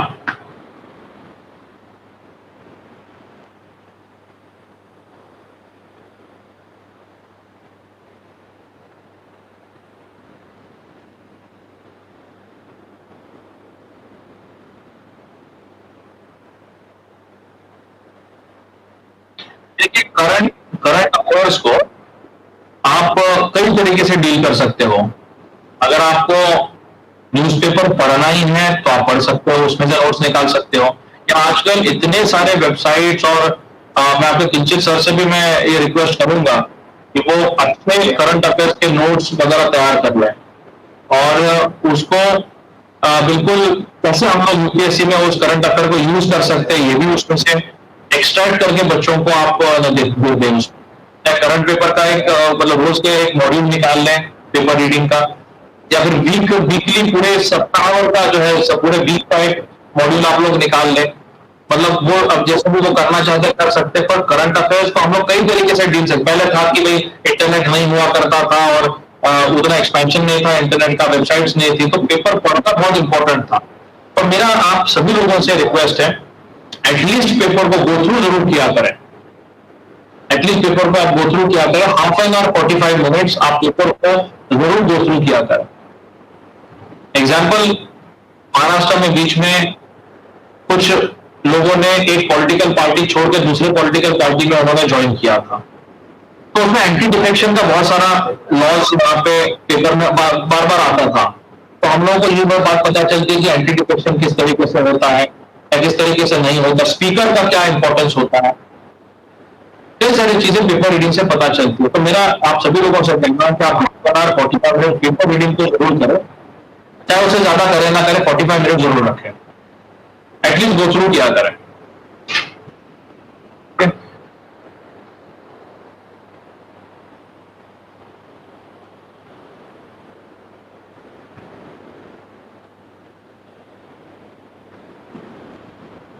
yes yes yes, you are.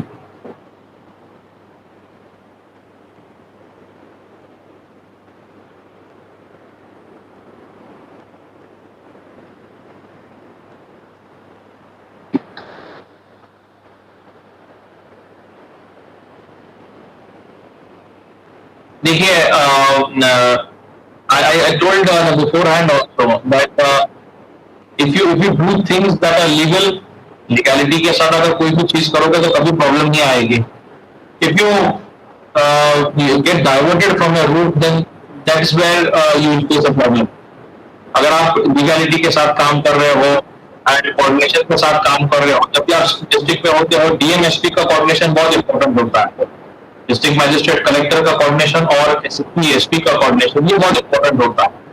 और इसके साथ साथ बहुत सारे अलग अलग डिपार्टमेंट्स रहते हैं. रेलवे भी रहेगा, उसमें फॉरेस्ट भी रहेगा, एक्साइज भी रहेगा, कई सारे डिपार्टमेंट्स रहते हैं. तो जब हम लोग सब मिलके काम करते हैं और जो लीगल है उसको काम करते हैं, चाहे आपको कितनी भी लोग सिफारिश कर रहे होंगे कि ये ऐसा कर दीजिए वैसा कर दीजिए, अगर आप लीगल काम करेंगे तो हो सकता है शॉर्ट टाइम में आपको प्रॉब्लम हो, शॉर्ट ड्यूरेशन में आपको उसका खामियाजा हो सकता है थोड़ा बहुत भुगतना पड़े, पर लॉन्गर रन में you will always emerge as a winner.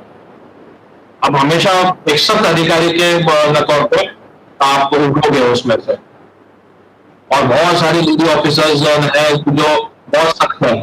There are so many legal officers working in various departments.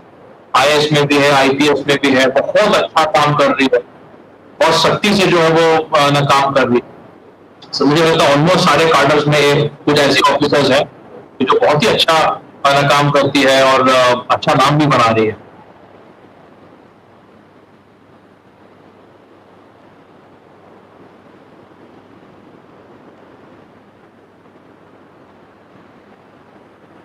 देखिए, do not मतलब if you want to jot down points from newspaper, that is good, but that's a very tedious task.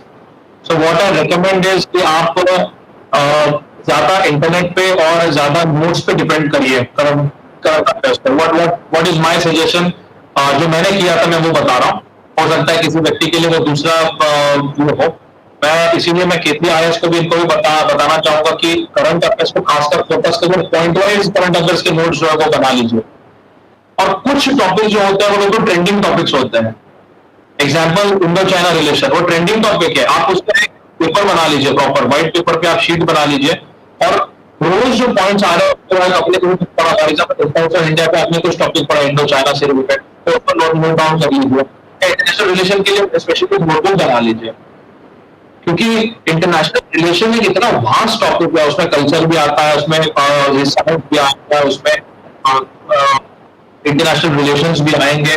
Current affair इतना vast है तो it covers everything at the time. और आप multiple source उसमें use कर सकते हैं, बट न्यूज़पेपर से टॉपिक्स को जॉट डाउन करना थोड़ा सा डिफिकल्ट नजर आता है.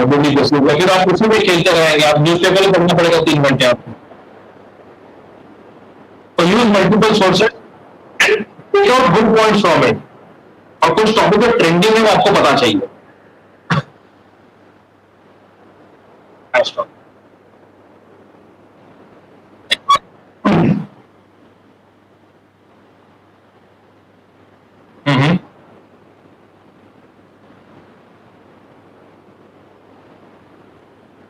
यहाँ जी देखिए, जब ग्रेजुएशन के साथ आप लोग पढ़ रहे हो तो मुझे लगता है कि ग्रेजुएशन के साथ साथ आप कोचिंग कोई भी ज्वाइन कर लीजिए. कोचिंग आपको जरूरी है. कोचिंग से आपको एक डिसिप्लिन रहेगी. ना तो डेली लाइफ में अगर 11वीं अगर 12th के पास आउट स्टूडेंट कॉलेज में है तो वो रेगुलरिटी नहीं रह पाती पढ़ाई में, और उसके साथ साथ आपको अपनी भी पढ़ाई करनी है. अगर आप ग्रेजुएशन में इंजीनियरिंग में हो या आर्ट्स फैकल्टी में, कोई भी फैकल्टी में हो, XYZ, आपको कॉलेज भी अटेंड करना है, दोस्तों के साथ पिक्चर भी जाना है, गर्लफ्रेंड बॉयफ्रेंड को लेके घूमने भी जाना है, तो सारी चीजें करनी है. तो उसके साथ साथ एक रूटीन जो है लाइफ का बना रहे, इसीलिए आप कोई भी कोचिंग जरूर ज्वाइन करिए. थोड़ा सा ये रहता है, कम से कम आपको जब आप ग्रेजुएट हो जाएंगे तो ग्रेजुएट होने तक आपको बहुत सारी चीजें सिविल सर्विस के बारे में पता चलेंगी, बहुत सारे टॉपिक्स आपको पता चलेंगे आपकी पढ़ाई के साथ साथ. 1 या 2 घंटे की क्लासेस दिन भर में आई गेस वो पर्याप्त हो जाएगी. That would suffice, that would be sufficient. तो मुझे लगता है, मेरा पर्सनल ओपिनियन है कि आप ग्रेजुएशन के पहले अगर शुरू करना चाहते हैं तो एक गाइडेंस जरूर होना चाहिए.